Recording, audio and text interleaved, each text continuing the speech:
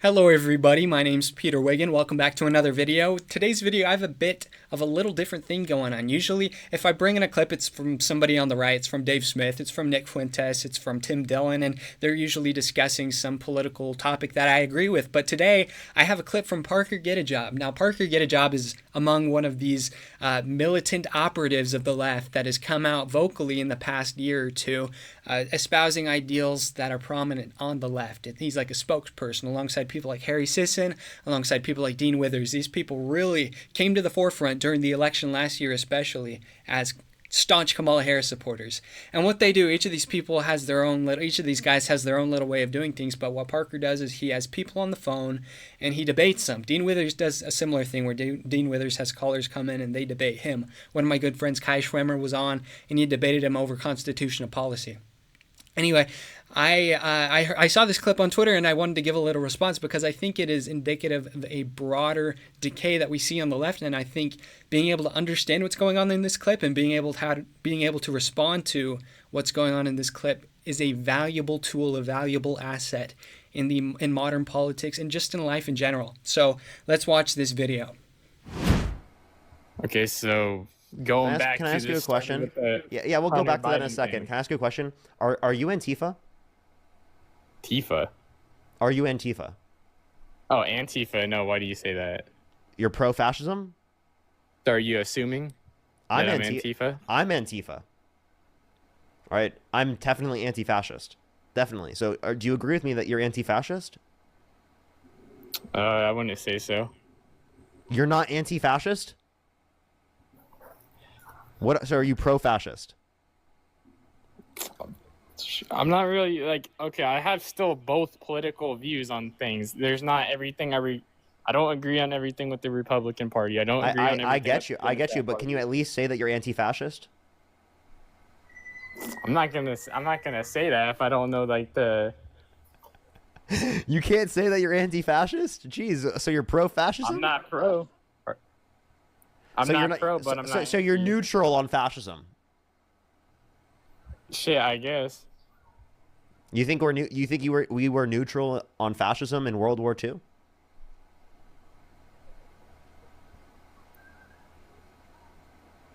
Okay. Hold. I want to go back to the felon thing. Wait, I have a question. Like do you think that America was neutral on fascism in World War II? Probably not. So we were Antifa. So the U.S. was Antifa against the Nazis? Okay. So then why wouldn't you want to be Antifa?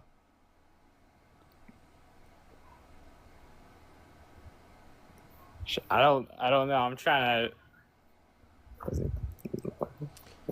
Bro, I can't believe Trump has you so cooked in the brain that you don't even know how to say that fascism is wrong. That you're against fascism.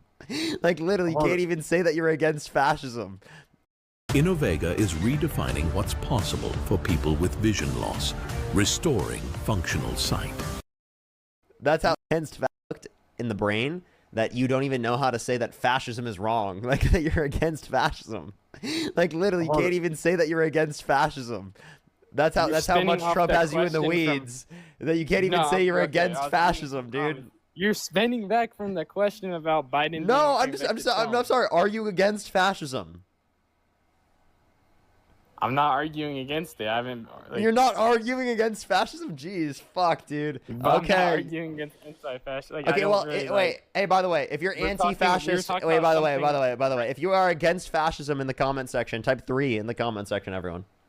Type 3 in the comment section if you're against fascism. fascism. We're talking about something completely different. We got on topic of fascism instead. Okay, that's fine. We'll go back. With, we'll go back. It's fine. Partying convicted felon. Yes. Well, let's talk about that. So what'd you think?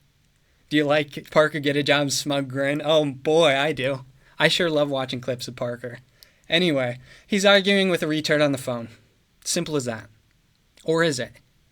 In reality, I think many of us can sympathize with this retard. As you're sitting on your chair, as you're sitting on your couch, you might be watching that and you might be screaming on the inside saying, bro, just say something. He was silent. Parker had him in the headlights, like a deer in the headlights. He was completely still, completely stiff, and he got. I'll say it. He got.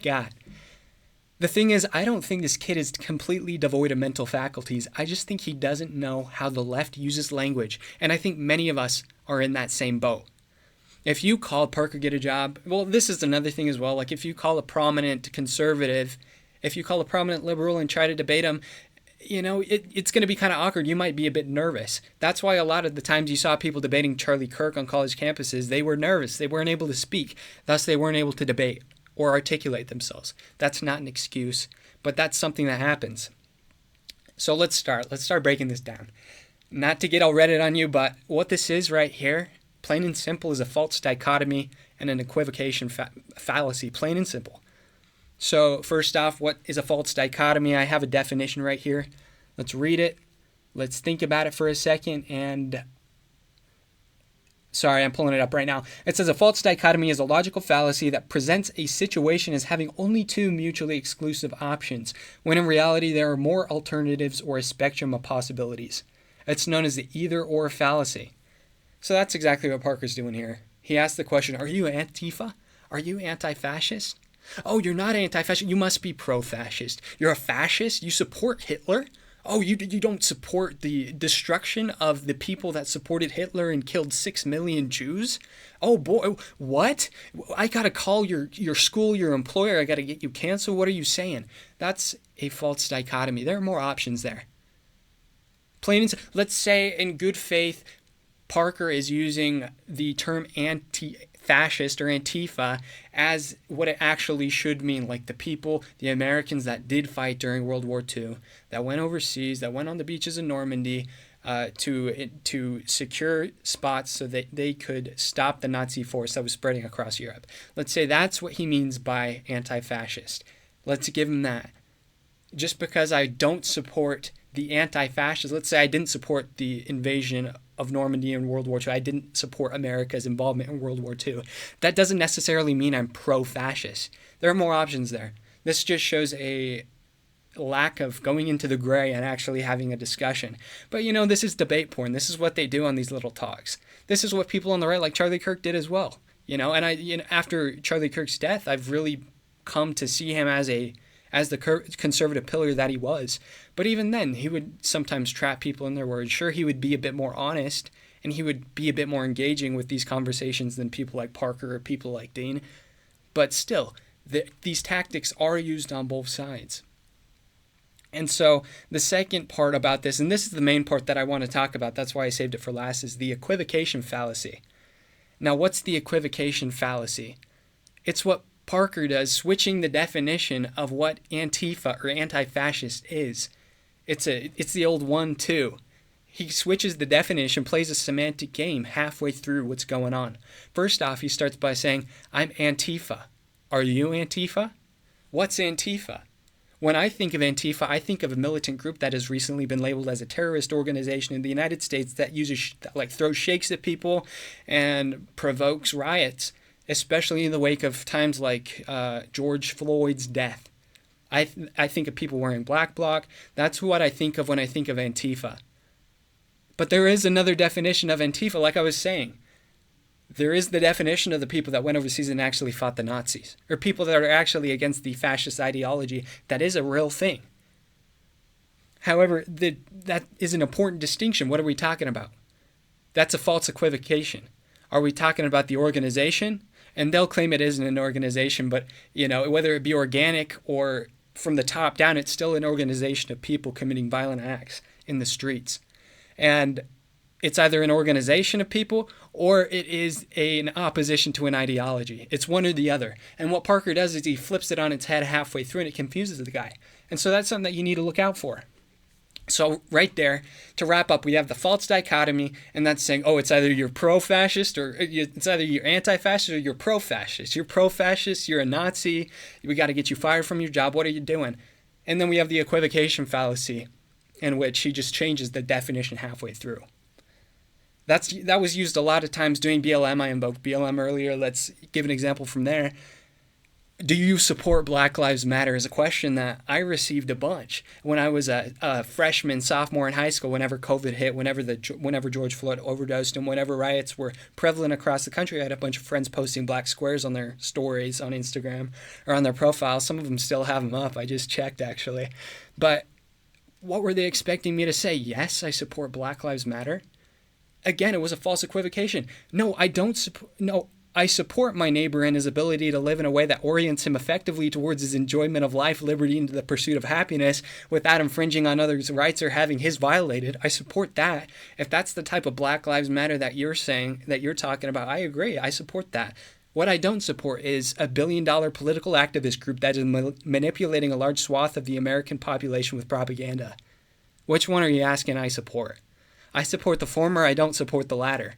And what you're going to do is, if I say that I don't support the latter, if I don't support the organization, the political activist group, then you're saying that I don't actually support the rights of black people in general. And that's a false equivocation. That's an often used tool on the left.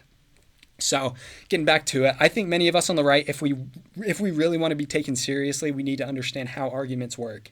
And back in the day, I think of universities, at the core of a university throughout history, ever since the days of Aristotle, ever since the first monasteries in which they trained monks in writing and in liberal arts, they trained people in rhetoric. Rhetoric is important.